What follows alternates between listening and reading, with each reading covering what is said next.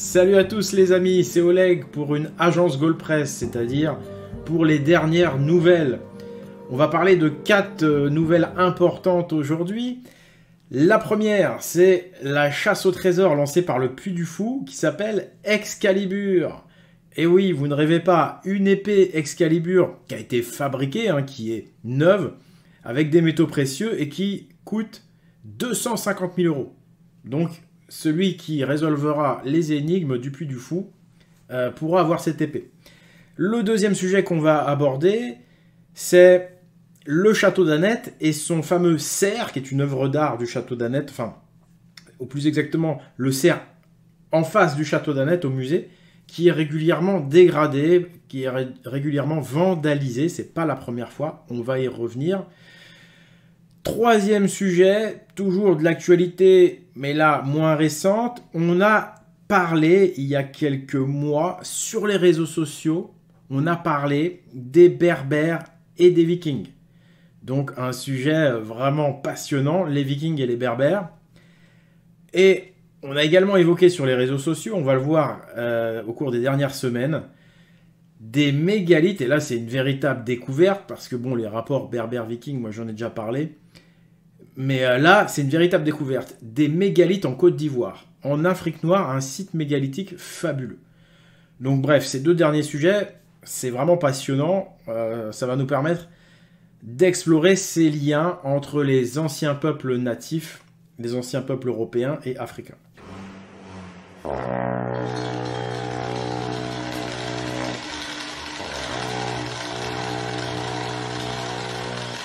On va commencer, les amis. Commençons donc par la première nouvelle. Le Puy du Fou lance la quête à l'épée Excalibur. Forcément, chez nous, ça évoque le Code des Pyramides épisode 2 Excalibur.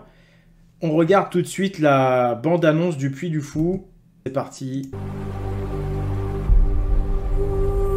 Le monde n'est plus tel qu'il était. Morgane l'a envoûté. Elle veut gouverner les hommes. Que cherches-tu, Tristan ?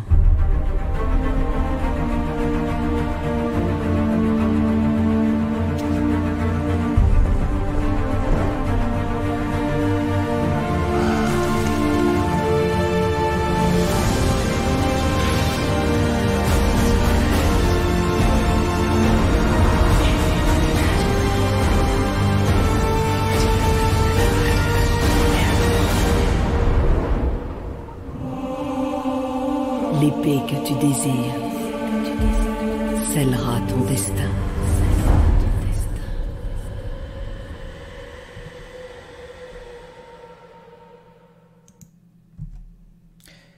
Voilà pour cette bande-annonce donc de ce jeu. Je rappelle, c'est un jeu qui va être ouvert au public, dans lequel il faut participer. Et le but du jeu, c'est donc d'acquérir une épée Excalibur qui vaut 250 000 €.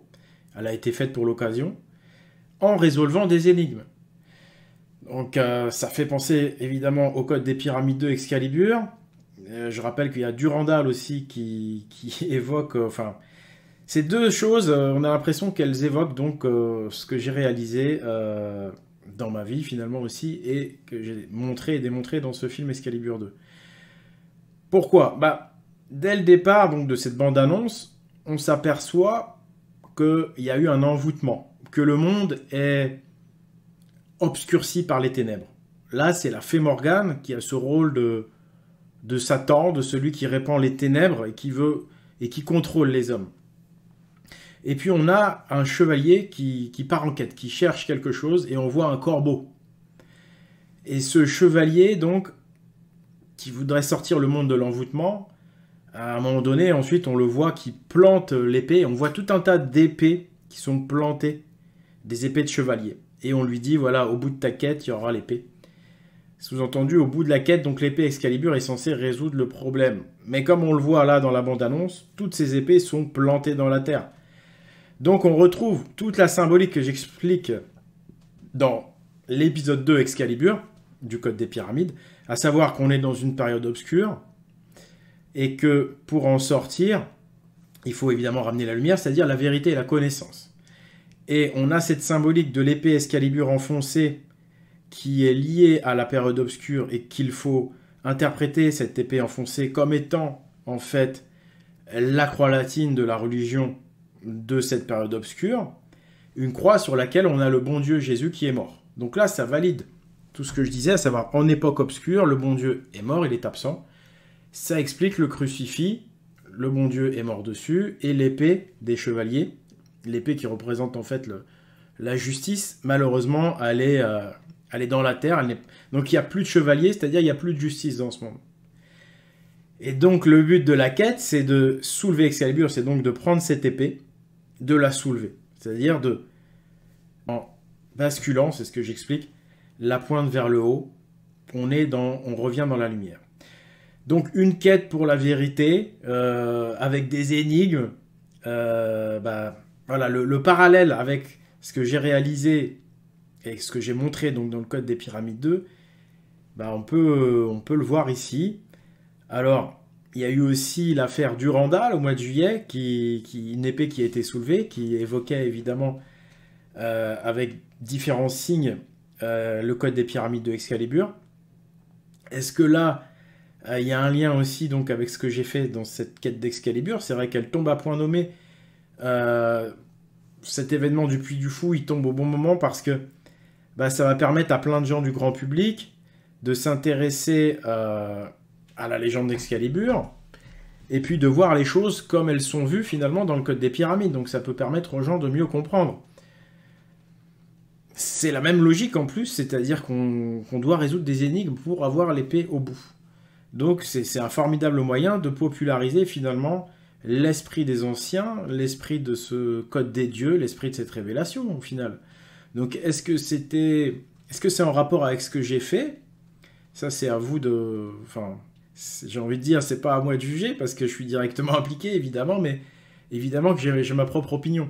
À vous de travailler la chose aussi. Et quand je dis ça, c'est parce que, regardez bien, le nom du jeu, donc, c'est un jeu qui sera lancé le 22 mai, et ça s'écrit Excalibur avec un K. Donc, il y a une anomalie. Excalibur, normalement, c'est avec un C. Là, c'est écrit avec un K. Pourquoi une anomalie? Bon, voilà, on est en plein dans le Code des Pyramides. Et donc, là, pour l'instant, vous pouvez déjà acheter des coffrets. Donc, évidemment, la participation sera payante.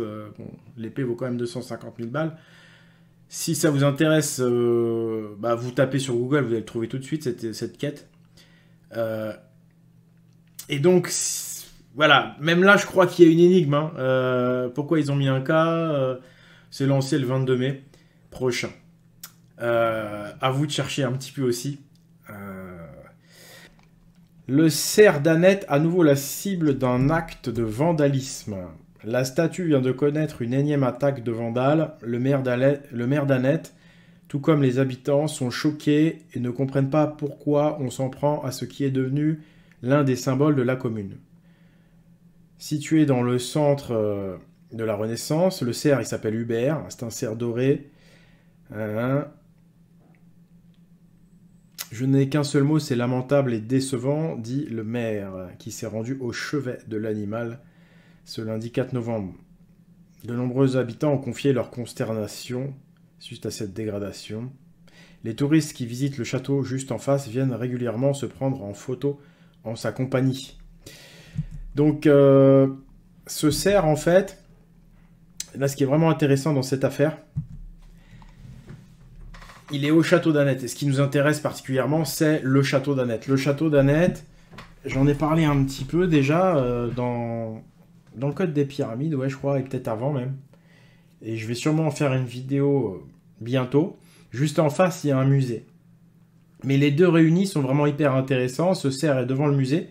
Mais ce qu'il faut savoir, c'est que devant le château d'Annette, à l'entrée, il y a déjà un cerf, un haut cerf, parce qu'il est en haut de la porte, tout en haut. Et c'est vraiment le château lié au cerf. On retrouve les cornes d'Odin. Les emblèmes de ce château, l'emblème principal, c'est les cornes d'Odin.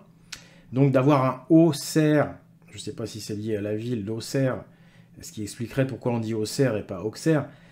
Mais en tout cas, avec les cornes d'Odin, bon, si c'était un Odin, enfin, vous savez que le cerf et le daim, comme le chevreuil par exemple, c'est des animaux cousins. Le daim, le cerf, le haut-cerf, l'Odin, bon, intéressant, on retrouve les cornes d'Odin partout.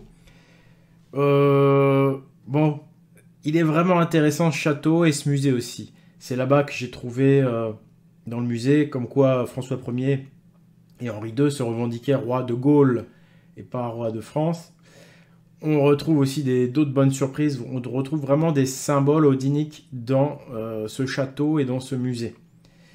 C'est un château qui a été détruit des suites de la Révolution française, au moment de la terreur, au moment de ce que j'appelle moi la seconde révolution, parce que je distingue, exactement comme Paul Lecourt, deux révolutions dans la Révolution française, celle de 1789 à 1791-92, et puis à partir de 92, si ma mémoire est bonne, il y a un changement de pouvoir, et c'est là où la terreur va commencer, et on va commencer à tuer un petit peu tout le monde, guillotiner les nobles, les rois. Il y a le génocide vendéen, donc ça, évidemment, par rapport au Puy du Fou qui est en Vendée, ça fait sens aussi, parce qu'effectivement le Puy du Fou défend l'idée d'un autre passé de la France, comme moi. Et donc voilà, ce château d'Annette, il a été lui aussi complètement détruit. Je vous rappelle qu'à l'époque, on avait aussi pillé les tombes des rois. C'est carrément honteux. Cette inquisition était peut-être pire que celle du XVIIe, même carrément pire. Parce que là, on a attaqué les tombes, on a vidé les tombes des rois. C'est un scandale. On a détruit les 2 tiers de ce château d'Annette. Les 2 tiers. C'est un scandale. On avait détruit également le château neuf de Louis XIV. On est face à des monstres, en face. Mais ces monstres, qu'est-ce qu'ils veulent nous cacher? Ce que vont nous révéler ces éléments archéologiques, ce patrimoine, ces châteaux, comme ce château d'Annette, et ces tombes de rois. Qu'est-ce qu'elles contenaient? Qu'est-ce qu'elles avaient à révéler? Sur ma chaîne, vous le savez, ce qu'elles avaient à nous révéler en grande partie. Donc voilà, ce cerf qui symbolise ce qui est un haut cerf et qui est probablement le Odin, il est régulièrement vandalisé. On ne s'étonne donc pas pourquoi lorsqu'on est au courant de ce que je vous explique sur ma chaîne. On va passer au sujet suivant. Voilà. Alors, les Vikings et les Amazirs. Donc les Amazirs, les ancêtres des Berbères, si vous voulez. Bon, après, le terme berbère lui-même n'est pas arabisé. Enfin, faut différencier le terme arabe et le terme berbère, même si aujourd'hui on confond allègrement les deux. C'est un peu comme confondre les Celtes avec les Romains ou ce qu'ils appelaient les Gallo-Romains. En fait, c'est pas la même chose. Si vous voulez, le berbère, même si aujourd'hui, effectivement, il est islamisé, le berbère, mais le terme berbère, et c'est pour ça qu'il y a le terme amazir qui existe, c'est vraiment pour désigner, si vous voulez, l'équivalent du celte, mais en Afrique du Nord, quoi. C'est le peuple ancien, libre sur sa terre, avec sa vraie culture, sa vraie histoire, sa vraie religion. Et donc, il y a ça qui est paru sur une page Facebook, Les Kabyles de Paris, une publication qui a eu beaucoup de succès. Je vais essayer de vous la montrer un peu mieux. Voilà, 2000, enfin, les chiffres sont intéressants. Et là, on a un livre. Vous voyez que je connaissais même pas ce viking-là. Excusez-moi. Je ne connaissais pas ce livre, Vikingos i Berberiskos. Je ne le connaissais pas. Voilà, j'ai aussi découvert encore une source supplémentaire. Donc vous voyez qu'il n'y a pas que Jacques de Mailleux qui a déjà écrit sur le sujet des Vikings. Quoique non, là je suis en train de confondre. Ça c'est bien le direct, c'est le sujet d'après que je vous dis. Parce qu'après c'est les Berbères en Amérique. Mais bref, les Berbères en Amérique, les Vikings en Amérique, les Vikings et les Berbères, tout ça c'est lié. Vous vous en doutez. Et notamment les îles Canaries qui sont en plein océan Atlantique et qui ont vu les derniers berbères authentiques, c'est-à-dire les derniers de culture amazigh, de culture païenne, ils se sont réfugiés, enfin ils ont survécu sur les îles Canaries. Les îles Canaries qui ont été visitées par les Vikings. Et comme de par hasard, on retrouve des traces de ces deux peuples en Amérique. Et on retrouve dans la culture de ces deux peuples des symboles communs. Pas exactement pareils, mais similaires. Cependant, chacun garde sa propre personnalité, sa propre esthétique, je dirais.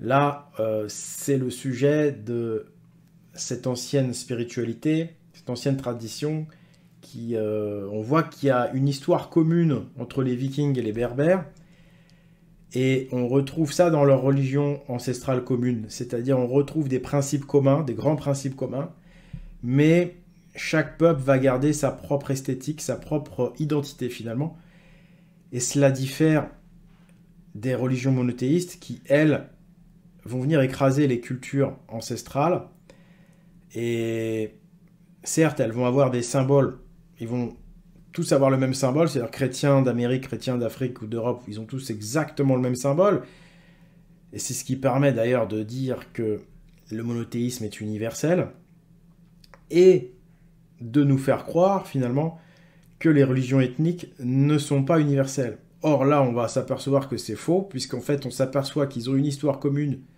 Il y a donc une universalité dans ces religions, puisque ces religions ont des principes communs, et qu'ils partagent des symboles, mais qui ne sont pas similaires.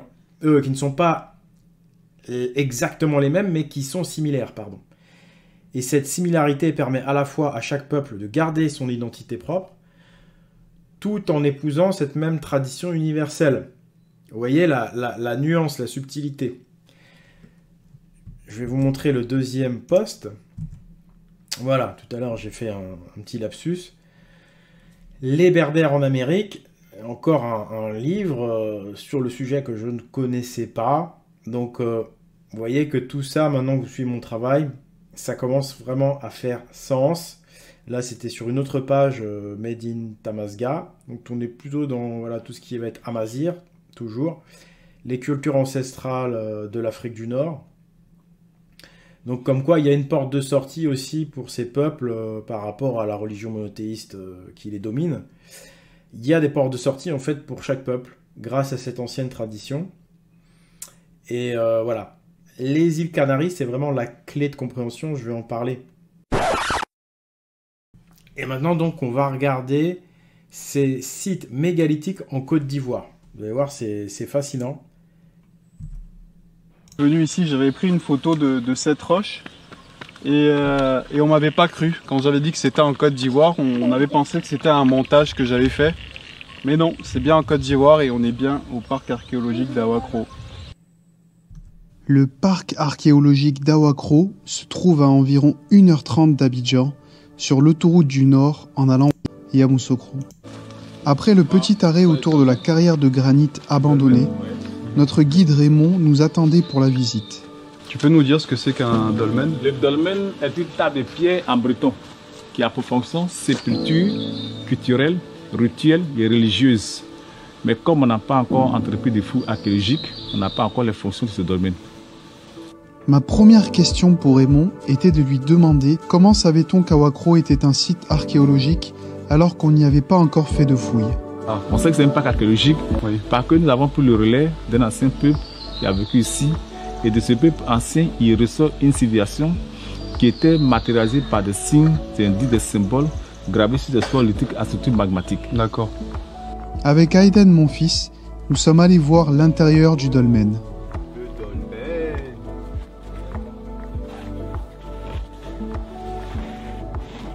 Ce qui est encore remarquable, nous avons le lait qui est pur sans aucune position, par la présence de lichen. Et selon la position, nous avons des formes zoomorphes anthropomorphes des rochers. Voilà, un visage, une bouche, un œil, un nez.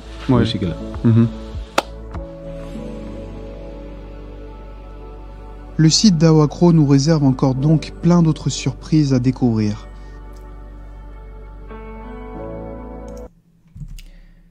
Voilà pour cet extrait donc de ce site archéologique en plein cœur de la Côte d'Ivoire. Donc vous avez vu, c'est impressionnant, c'est impressionnant. Et comme par hasard, il n'y a jamais eu de fouilles. Alors je tiens à dire que toutes les publications que je viens de vous montrer là sur les Berbères et celle-là, je vais mettre le lien en description, comme ça vous pourrez regarder en entier. Vous avez vu, le site est magnifique. On a les locaux, là, une personne qui nous explique que c'est une culture... Voilà, on retrouve les mêmes principes que dans la culture celte. une culture associée aux symboles et à ces pierres mégalithiques. En fait, c'est cette fameuse culture du code des pyramides, le code des dieux. Et comme par hasard, vous avez vu, il n'y a pas de recherche, alors que c'est un site fabuleux. Mais en fait, il n'y a pas de recherche parce que si vous commencez à chercher, c'est là que vous officialisez son existence. Donc là, on sent encore qu'il y a... Bon, après, il y en a, ils vont dire, il n'y a peut-être pas assez de budget en Afrique aussi, je ne sais pas. Hein. On va pas jouer les complotistes, mais bon, étrangement, personne ne communique là-dessus, quoi. Vous avez vu, c'est une véritable découverte. On voit bien que... Enfin, moi, je le ressens, il y a une volonté de cacher tout ça.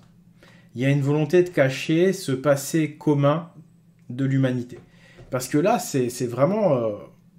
c'est très intéressant. Parce qu'on a la preuve, avec ce genre de site, avec ces symboles communs aussi, qu'on va voir notamment dans le Code des Pyramides 4, qui donc va sortir peut-être ce soir, peut-être demain, peut-être après-demain, mais en tout cas, il sortira avant le 15 novembre. Donc là, tenez-vous prêts. On va voir que ces peuples anciens, qu'on dit soi-disant être des primitifs, des sauvages, c'est pas du tout vrai. Ils avaient une civilisation, eux aussi, cette civilisation, elle s'est répandue mondialement. C'est-à-dire que les peuples se connaissaient. Les ancêtres de cet Africain connaissaient nos ancêtres en Europe occidentale, connaissaient les ancêtres d'Afrique du Nord, qui connaissaient les ancêtres d'Amérique, d'Asie, etc., etc. En fait, on nous cache toute une civilisation humaine, tout un monde humain, toute une spiritualité humaine, tout un art de bâtir humain, commun à l'humanité. On a ici la preuve que la religion des anciens bâtisseurs, ou la tradition, comme vous le voulez, elle était universelle. Il y a une universalité dans cette tradition mégalithique qu'on voit ici, dans cette tradition des bâtisseurs. Par contre, c'est vrai que chaque culture ancienne va garder, malgré cette universalité, une identité propre, une esthétique propre. Chacun va avoir son symbole propre. Mais on voit par exemple chez les Berbères que leurs principaux symboles, ou dans les 2-3 principaux symboles, on a ces fameux 3 triangles, mais présentés différemment. Et on voit que dans la culture dite nordique, la culture occidentale ancienne, on a ces 3 triangles aussi, mais présentés différemment, en tant que symbole d'Odin, le Valknut. Et en fait, il y a tout un tas de symboles comme ça, qui sont légèrement différents, et qui permettent à chaque peuple de garder sa propre spécificité ethnique et locale. Mais en même temps, on va retrouver des triskèles, exactement les mêmes triskèles. Par exemple, en Chine, il y a beaucoup de triskèles, en Europe, bien sûr, mais il me semble qu'on en trouve aussi en Afrique. En Afrique, vous allez voir, on trouve d'autres symboles, très proches des symboles dits celto-nordiques. Bref, ce qu'on s'aperçoit, c'est que cette ancienne tradition, elle était universelle. Et ça fait mal aux inquisiteurs, ceux qui font la promotion de la religion monothéiste ou de rien du tout comme religion, c'est-à-dire la déchéance, j'ai envie de dire la décadence. Ils nous disent toujours, ces inquisiteurs, ces laveurs de cerveau, oui, le problème des religions païennes, c'est qu'elles ne sont pas universelles, elles sont ethnocentrées. C'est pas du tout vrai. On nous dit, oui, regardez, le christianisme est universel. Alors, c'est vrai que le christianisme en Amérique latine, en Afrique, en Europe, c'est exactement le même partout. C'est le même symbole partout, c'est les mêmes textes partout. En fait, ça vient écraser la culture locale. C'est ça qu'on ne dit pas, par contre. C'est que ça vient écraser la spécificité ethnique et locale. Alors que la tradition ancienne, là, ce code des dieux, il n'écrase pas, lui. Il vient s'adapter à la culture locale. Il y a un mariage entre la tradition universelle, donc païenne, ancienne, et la culture locale. Les deux coexistent. Et ça donne un ensemble magnifique. Ça donne quelque chose de splendide. Et malgré ces identités propres, il y a un tronc commun, il y a des principes communs, il y a une religion commune, quand même, mais il y a effectivement après des différences, c'est-à-dire que c'est pas exactement la même religion à chaque fois, c'est les mêmes principes, mais après chaque peuple va avoir sa partie propre, évidemment, avec ses rites propres, etc., ses rituels propres. Mais au milieu de tout ça, il y a un tronc commun qui fait le lien entre toutes ces anciennes traditions. Donc voilà, c'est vraiment super comme découverte, là, ce site mégalithique en Côte d'Ivoire. Les publications sur les Berbères vikings, j'ai oublié de le dire, mais c'est vrai que moi, j'en avais déjà parlé en 2018, déjà, je crois, en parlant à un gars qui s'appelle le Raptor Dissident. Malheureusement, il m'a beaucoup déçu parce que il a d'ailleurs enlevé ce nom de dissident parce qu'effectivement, il a rien de ça. Mais il avait fait, il commençait à s'intéresser justement aux Vikings et tout en tant que Kabyle, bref, en tant que Berbère, et du coup à l'histoire authentique de ces peuples d'Afrique du Nord. Et puis il a laissé tomber. C'est bien dommage. Mais moi, quand j'avais évoqué ce sujet-là, comme d'habitude, je m'étais fait insulter, etc., par les inquisiteurs.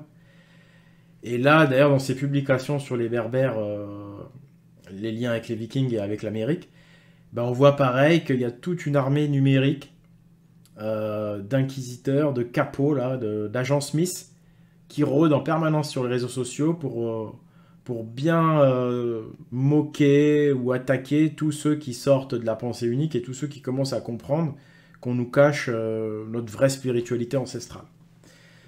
Donc voilà, vous voyez, pour ceux qui me suivent depuis le début, et ça tombe bien, on est sur Esprit Viking, enfin Pagan TV2 maintenant, Esprit Viking, vous avez vu depuis le départ, j'ai parlé déjà de toutes ces choses-là, je me suis fait incendier, on a essayé de me tuer numériquement parlant, c'est-à-dire sur les réseaux sociaux, on a essayé de détruire le personnage Oleg de Normandie, et parce que je prononçais ces vérités haut et fort. Mais vous voyez que des années plus tard, maintenant, il y a des réseaux sociaux, typiquement donc Amazigh, Berbères, qui eux aussi évoquent les sujets, mais ils subissent comme moi, évidemment, ces attaques. Mais bon, tout ça pour vous dire que ça avance, et donc je suis très content que tout ça avance, parce qu'avec les années, on voit que tout ce que j'ai dit au départ, pour lequel je me faisais agresser fortement, j'ai maintenu le cap, j'ai résolu les énigmes historiques, résolu les énigmes religieuses, et au final, je ne savais pas qu'au bout, il y avait une récompense. Je ne le savais pas. Je me suis lancé dans une quête, et je ne savais pas qu'au bout, il y avait une épée enfoncée dans un rocher. Et elle m'est apparue qu'à la fin, quand j'ai trouvé toutes les énigmes, moi je cherchais simplement la vérité, je cherchais simplement à trouver des solutions à ce monde complètement pourrave. Et je me suis aperçu qu'au bout, il y avait cette épée Excalibur. Et c'est comme ça que j'ai pu la soulever. Voilà. Écoutez, c'était Oleg de Normandie pour la vérité et la justice. À très bientôt, au revoir.